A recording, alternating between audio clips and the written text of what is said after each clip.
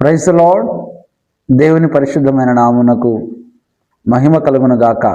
మీకందరికీ ప్రభువైన యేసుక్రీస్తు నామములో హృదయపూర్వకమైనటువంటి వందనాలు తెలియపరుస్తున్నాను. ఈ దిన వాగ్దానం కీర్తన గ్రంథం 16వ అధ్యాయం 11వ వాక్యం. నీ సన్నిధిని సంపూర్ణ సంతోషము కలదు. ఈ వాక్యము దేవునితో ఉన్న సంబంధాన్ని యొక్క ప్రాముఖ్యతను తెలియజేస్తూ ఉంది.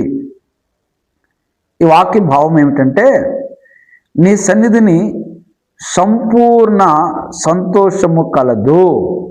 దేవునితో ఉన్నప్పుడు మనకు పరిపూర్ణమైన ఆనందం లభిస్తుంది.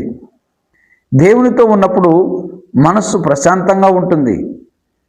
ఎలాంటి బాధలు ఉండవు, ఎలాంటి కలవరము ఉండదు, ఎలాంటి భయము ఉండదు. ఆయన ప్రేమలో మనము సంతోషంగా ఉంటాం. దేవుని సన్నిధిలో శాశ్వతమైన ఆనందాలు ఉన్నాయి. ఆయన మనకు ఎల్లప్పుడూ సంతోషాన్ని, సౌభాగ్యాన్ని ఇస్తాడు. మనం ఎప్పటికీ సంతోషంగా ఉండేలా చూసుకుంటాడు ప్రభు. కాబట్టి ఈ వాక్యం దేవునితో మనకున్న అనుబంధం వల్ల మనకు నిజమైన జీవితం, సంతోషం, శాశ్వతమైన ఆనందం లభిస్తాయి అని చెప్తుంది ఈ వాక్యం. దేవునిపై విశ్వాసం ఉంచడం వలన మన జీవితం ఆనందంగా, అర్థవంతంగా, ఆహ్లాదకరంగా ఉంటుంది. గనుక ప్రియమైనటువంటి దేవుని బిడ్డలారా, నీ జీవితంలో సంతోషాన్ని, ఆనందాన్ని అనుభవించాలి అనుకుంటున్నావా? అనుభవించలేని పరిస్థితులు ఎదురయ్యాయా? ఇదిగో నీవు నా జీవితంలో ఎప్పుడు చూసినా దుఃఖమే అనుకుంటున్నావా?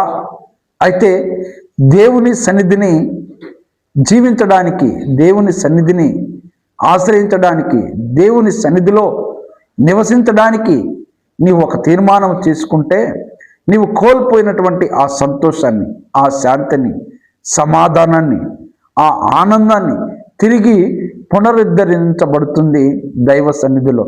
గనుక భక్తుడు అంటున్నాడు, నీ సన్నిధిలో సంపూర్ణ సంతోషము కలదు. పరిపూర్ణమైన సంతోషాన్ని అనుభవించాలంటే దైవ సన్నిధిని కూడండి.